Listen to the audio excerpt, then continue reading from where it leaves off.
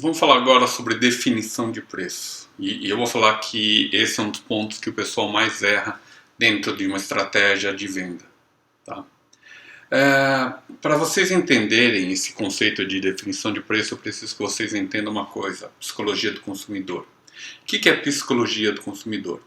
Existem duas regras que eu preciso que vocês entendam muito bem. A primeira delas é o seguinte: para dois produtos similares, o de maior valor ganha a conotação de maior tecnologia. O que quer dizer isso aqui? Quer dizer o seguinte: imagina que eu tenho duas TVs de 30 polegadas, 32 polegadas, uma de 1.000 e de 1.200. Qual que é melhor? A maior parte de vocês, se não todos vocês, pensaram a de 1.200 é melhor. Por quê? Porque ela custa mais. Tá? Então, assim, conceitualmente, todo mundo entende que um produto mais caro, ele é melhor ou mais avançado que um produto mais barato. Faz sentido? Pensa nisso, nas estratégias, por exemplo, que as empresas todos os anos conseguem estar colocando um produto, na verdade, melhor, não é? Muitas vezes elas não aumentam o preço, mas elas também não abaixam, porque elas pegam o produto anterior e baixam de preço. Isso é basicamente a mesma coisa. Só que em vez de aumentar, por que você não aumenta? Porque muitas vezes não existe margem, o mercado não comporta. Existe um limite de até onde você consegue estar indo dentro desse valor. Faz sentido? Tá. Mas existe a segunda regra, que talvez seja mais importante do que essa, porque essa aqui provavelmente a maior parte de vocês já sabe ou já entendeu. A segunda fala o seguinte: existe um limite, tá, psicológico de até 30% que o consumidor considera justo, aceitável pelo produto que ele considera ideal para resolver o problema que ele tem. Tá? O que quer dizer isso aqui? Eu vou dar um exemplo prático, talvez seja melhor. Fizeram uma pesquisa uns anos atrás, eu achei muito interessante isso aqui. O que eles fizeram? Colocaram duas barraquinhas, tá? Em dois pontos, ou dois extremos de um quarteirão. Só que o que eles fizeram? Começaram a vender no mesmo produto. O primeiro produto que eles venderam, qual foi? Uma régua. Uma régua? Sim, uma régua. Na primeira barraquinha estava R$5, na outra barraquinha estavam R$10.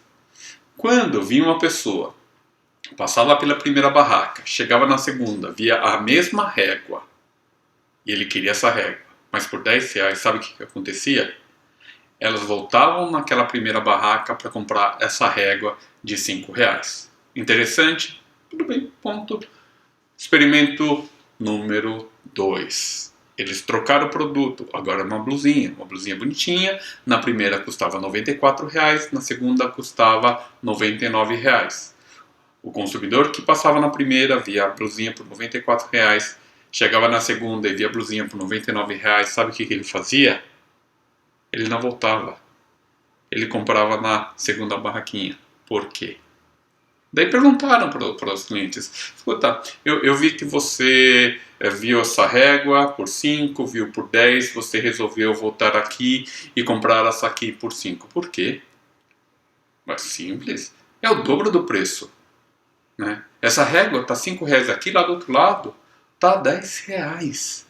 Você já imaginou? Que loucura!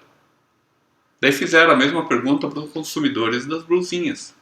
Escuta, eu percebi que você viu essa blusa por 94, aqui por 99, e você comprou aqui de 99. Por quê? R$5. Né? Putz, por R$5 eu ia ter de voltar até o outro lado do quarteirão. De repente a blusa poderia ter sido vendida, poderia ter algum tipo de problema, essa aqui eu já vi, tá tudo certo, quer saber de uma coisa? Eu comprei aqui mesmo. Não é interessante? Por quê? Produtos diferentes, mesmo valor de diferença. Esses R$5 fizeram muita diferença para uma régua, pouquíssima diferença para uma blusa. O que vocês acabaram de entender na prática?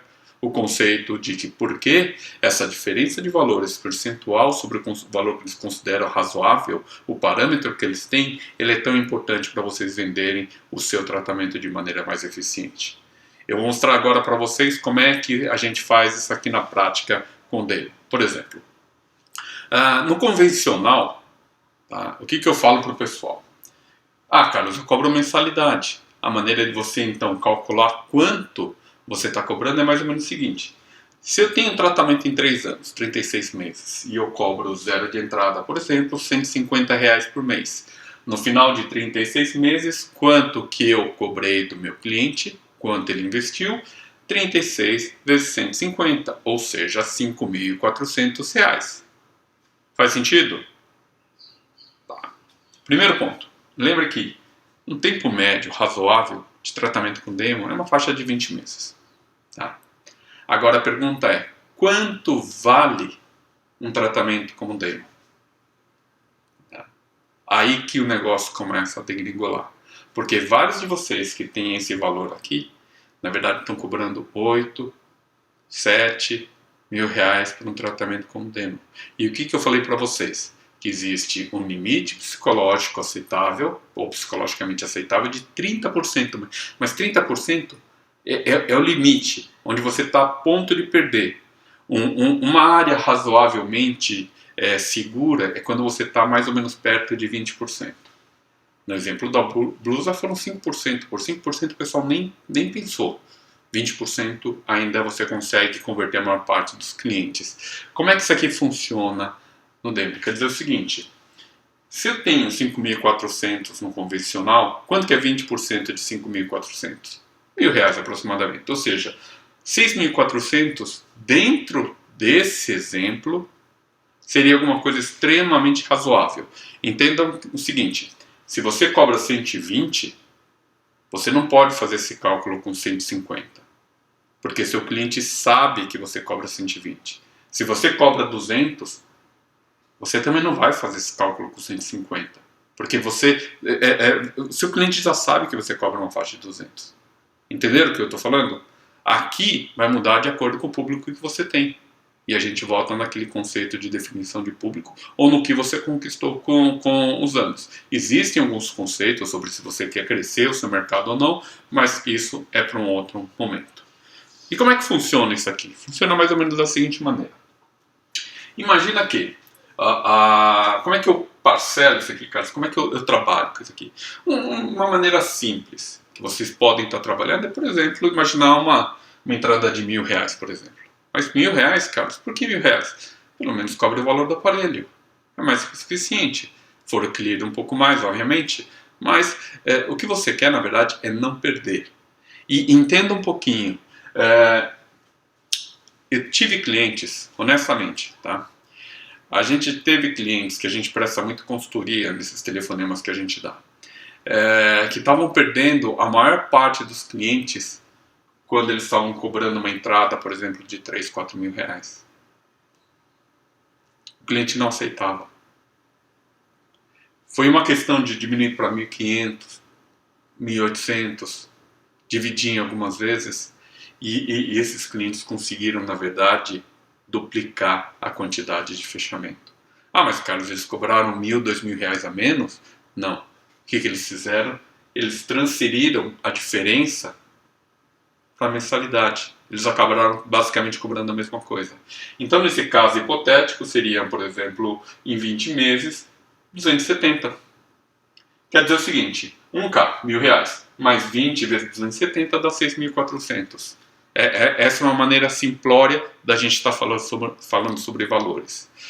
Olha a parte interessante quando a gente começa a falar, na verdade, sobre esse conceito de valores. Eu quero explicar para vocês o que significa lucratividade. E é mais ou menos o seguinte, no primeiro momento, talvez alguns de vocês falem o seguinte, eu não estou entendendo, Carlos.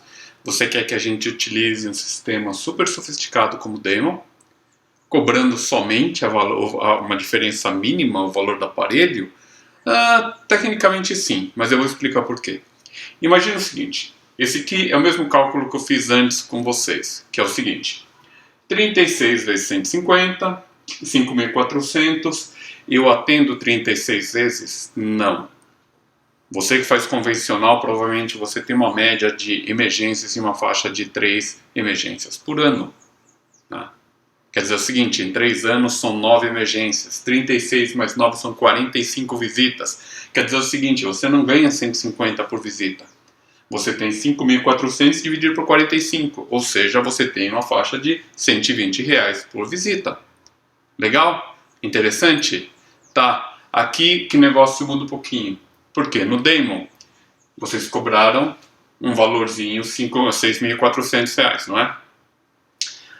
Só que em quantos meses? Uma média razoável, uma faixa de 16 a 18 meses. Número de visitas, talvez uma faixa de 14 a 18 visitas. Tá? O Weber fala que o número mágico dele são 14 visitas. O que eu recomendo que vocês entendam é o seguinte: vamos dizer que vocês atenderam 20 vezes esse paciente, tá? Que é um número bem razoável. 6.400 menos R$1.000. Vamos tirar o R$1.000 e deixar para a compra do aparelho. 5.400 dividido por 20 dá R$270 por atendimento. Por que isso aqui é importante? Imagina que você tem 10 atendimentos durante um dia. Imagina que você viu 10 pacientes. Você pode ver 10 pacientes a R$120, ou você pode ver 10 pacientes a R$270. Qual que você prefere? Tá. Você pode multiplicar por 20, você pode multiplicar por 25, 30. Você pode atender 3 vezes por semana, 4 vezes por semana. É esse cálculo que eu quero que vocês se acostumem a estar fazendo a todo momento. E meu pessoal vai estar ajudando vocês a fazer esse cálculo, tá? Mas um negócio que eu acho também super interessante é o seguinte: vocês fazem cálculo de custo fixo? Não. Eu vou dar uma ligeira noção sobre o que significa custo fixo. É mais ou menos o seguinte: imagina que as despesas do seu consultório, entre aluguel, condomínio, gás, água, luz, seja uma faixa de R$5.000 mensais. Tá?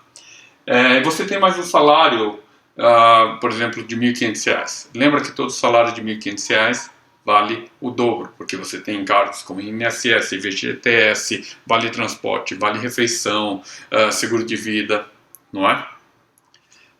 Quer dizer o seguinte: se você tem 8.000 de despesas aqui, e você fala o seguinte: eu posso viver com R$8.000, tá? Como seu prolabore, você tem um custo mensal de R$16.000. Se você trabalha 40 horas por semana, tá? 8 horas, 5 dias, 4 semanas por mês, são 160 horas. 16.000 dividido por 160 horas, R$100 por hora. Quer dizer o seguinte: a sua consulta de 30 minutos hoje te custa uma faixa de R$50. Por que isso aqui é importante? Outro dia eu estava falando com uma pessoa, ela falou o seguinte: mas Carlos, escuta, não sei porque você fala tanto em emergências, não me custa nada, cara. Eu só vou lá e atendo, não tem nenhum gasto adicional. Eu falei: não, por baixo são R$50. Agora, por causa dos EPIs, falam que acrescenta uma faixa de R$25, R$30 por atendimento. 50 mais 25, 30, R$75. Esse, tecnicamente, deveria ser o seu custo de atendimento. Faz sentido isso para vocês? Alguns pontos. Isso aqui, na verdade, não necessariamente cobre depreciação do seu equipamento, manutenção deles, investimentos que você tem que fazer no seu próprio negócio, comprando novas tecnologias para o seu consultório, suas férias, INSS, FGTS. Faz sentido? Outro ponto que eu acho importante é o seguinte: para você que tirar R$8.000, lembre-se que esse valor equivale a um salário de carteira assinada de R$4.000, porque desse valor, realmente, FGTS, INSS, se você não tirar isso aí, lá, fora isso, é desse valor que você não vai ter 13º salário, é desse valor que você não vai ter férias, entendeu? Tá, mas vamos lá, o que significa isso, Carlos? Quer dizer o seguinte: aquelas 45 visitas que você fez no convencional vezes R$50 são R$2.250 de custo fixo para você atender um paciente convencional. Interessante? Faz o cálculo com Damon: 20 visitas vezes 50, R$1.000. Somente em diferença de custo fixo você economizou R$1.250. É mais que o valor do aparelho. Faz sentido? E para a gente tornar mais divertido, aquele valor que eu tinha chego no slide passado era o valor bruto, né? Tira o valor do custo. 120 menos 50 dá 70.